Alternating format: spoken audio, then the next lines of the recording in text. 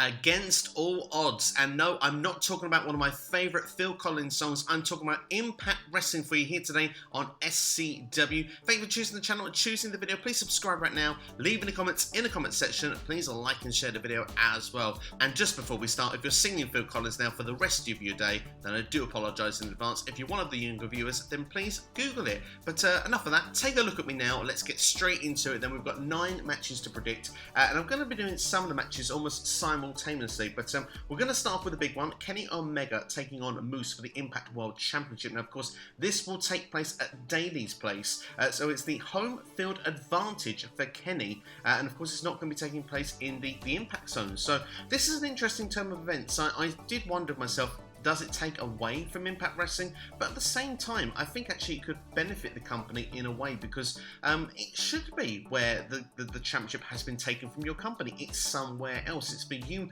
to go and win it back. So in a weird way, I quite like the way this has been booked. And of course, at the same time, we have a match that's been booked with the Good Brothers against Sami Callihan and Tommy Dreamer in a street fight. Now, the idea of this is that we have that taken on in the Impact Zone in Nashville. So therefore, no one can get to Jacksonville to interfere in the main event. We could, of course, Tony Khan doesn't want Sami Callihan in AEW, and of course, no one wants the Good Brothers interfering in the main event. So I have a feeling that this match could be the opener of the night, and I'm going to say because Sami Callihan is going to wait for the winner of the Impact World Championship. He'll be taking on the winner at Slammiversary because that will be in the Impact Zone. So for that reason, Sami Callihan needs the momentum.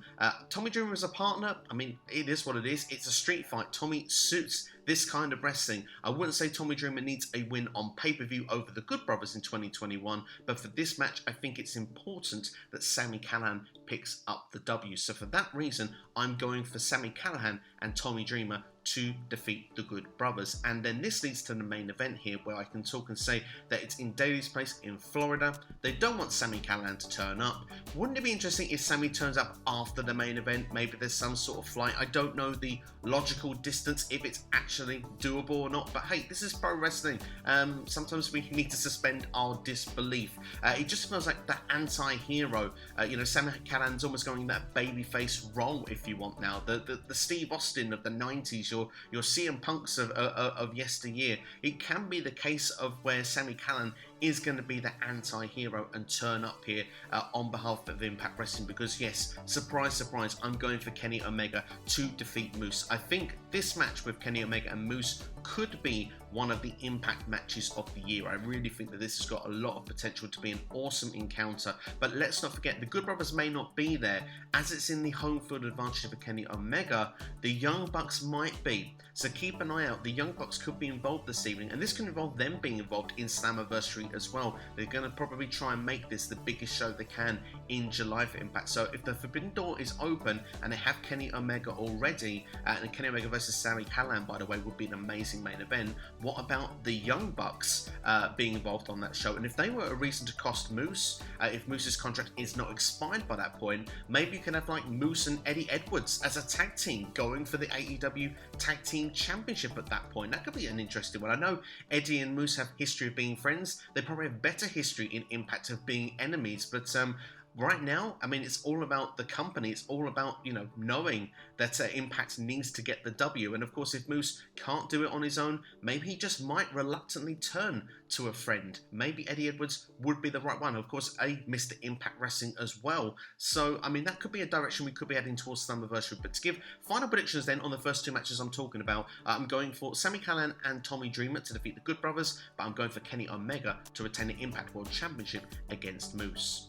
Similar thing that we're going to do with the Knockouts division, because we've got the Knockouts Championship. We've got Deonna Purrazzo against Rosemary. I'm a bit disappointed it wasn't a triple threat with Havoc involved, because the Against All Odds, it would have kind of fitted to have made a triple threat match. But it looks like Rosemary and Havoc are on the same page anyway going forward. And of course, that could be interesting for the tag team division going forward. So Rosemary did have the upper hand over Deonna Purrazzo at the end of the show on Impact this week, but what I would say is that, look, Deonna Purrazzo isn't losing this belt anytime soon. We know we've got the title versus title at Triple Mania. It does make those matches feel a little bit less believable that Deonna will ever lose. So at this point, I think we're waiting for someone else to come into Impact. I don't think whoever is on the roster currently will be the one to defeat Deonna Purrazzo, unless unless it is a returning Su Yung, which we'll go into in the next match. But Deonna Purrazzo to pick up the victory for me. So let's talk about Susan and Kimberly, of course, also part of that faction, a part of as well this Thursday evening, and with the situation that was going on at ringside, all these knockouts in together,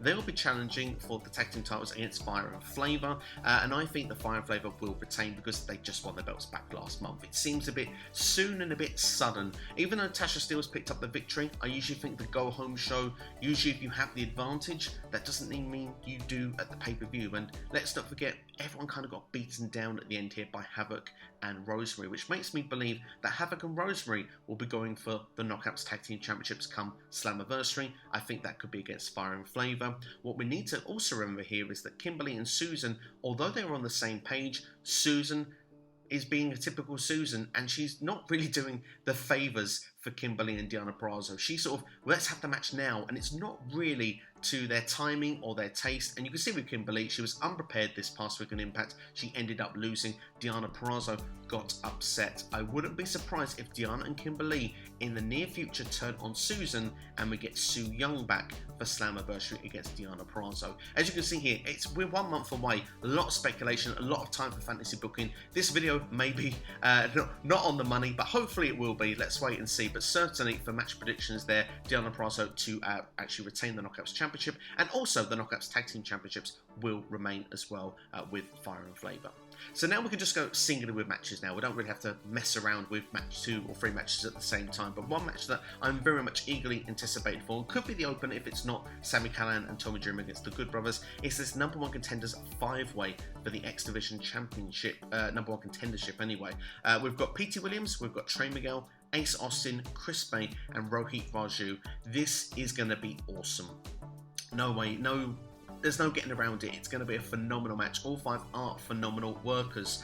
But to give us a process of elimination, Rohit Raju has been a long-term X Division champion in the not too distant past, so I don't see him winning at this particular time. Ace Austin has taken on Josh Alexander on numerous occasions. I don't think we're going to see that either. Petey Williams, it's great to see him there. He can still go, but for me, I don't see it. So it comes down to Trey Miguel or Chris Bay.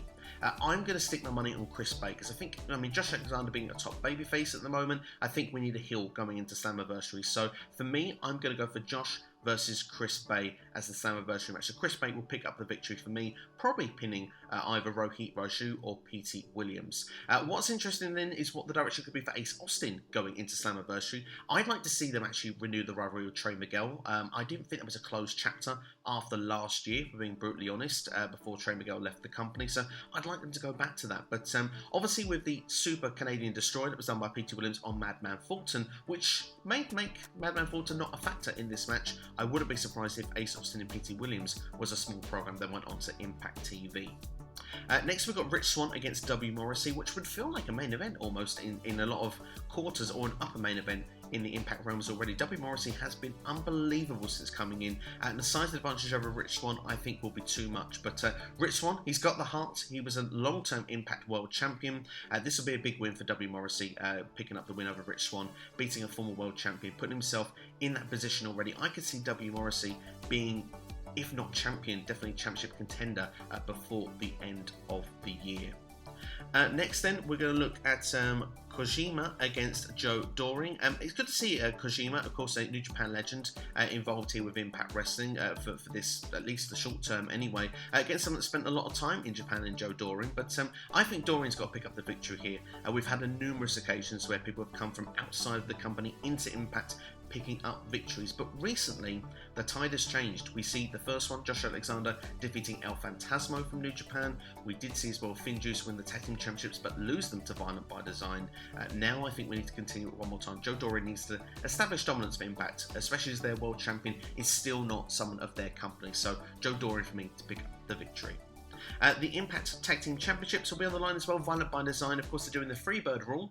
We've got Rhino and Deonna will be taking on Decay. Of course, that is a Crazy Steve and, of course, Black Taurus. I really love Decay. I think it's an amazing tag team. I'd love to see them as tag team champions. I just don't see it. Violent by Design not long won those championships. I think this could be one of those shows where all the champions actually remain the same, which is very rare in any company. Usually at least one belt changes hands. But for me, personally, looking at it, I mean, if one was to change hands, I'd go with the Knockouts Tag Team Championships. But for me, I don't see it here. I think Vinyl by Design are holding this at least until Slammiversary, in my opinion.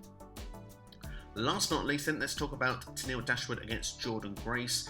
Interesting, Tenille Dashwood still looking for that tag team partner, has turned her attention to Jordynne's partner, Rachel Ellering, and of course Rachel Ellering has made it clear that Jordynne Grace is her tag team partner, not going anywhere. I wonder if this is sort of a start of something that could be leading to something further down the line, where Tenille finally does find a tag team partner. It seems that she's moved on now from Taylor Wilden's, obviously can't establish that tag team relationship. So for me personally, Jordynne Grace is on what seems to be a bit of a downer at the minute, a losing streak. We could see even a heel turn somewhere down the line. I wouldn't even be surprised if Jordynne was to actually side with Tenille in the end, just for giggles, really. But for going for a victor, I think Tenille Dashwood will pick up the win here. I would be pro for Jordynne Grace to pick up the win, but yeah, for storyline purposes, I just don't think that adds up right now. So yeah, Tenille for the win. But that's all from me anyway. That's the predictions for Against All Odds tonight. I look forward to learning your predictions in the comments below. So do get in touch, let me know in the comment section. It also helps with the algorithms as well of YouTube, that boring stuff. So if you could do that for me, I'd really, really appreciate it. As well, hit the thumbs up if you've enjoyed the video. Subscribe if you're new here. And of course, if you are subscribed or not and you haven't hit the bell already, then hit the bell and set notifications to all, because yes, more Impact videos are coming on the way now. We're on the road to Slammiversary. This is the time of year. It's very exciting times.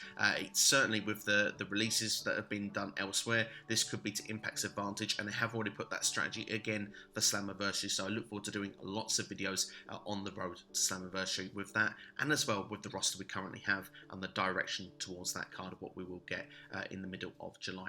But that's all from me. Thank you for watching. Have yourselves a great day. And yeah, Against All Odds, not Phil Collins, it's Impact Wrestling. Take care. Have yourselves a good one. And I'll see you next time.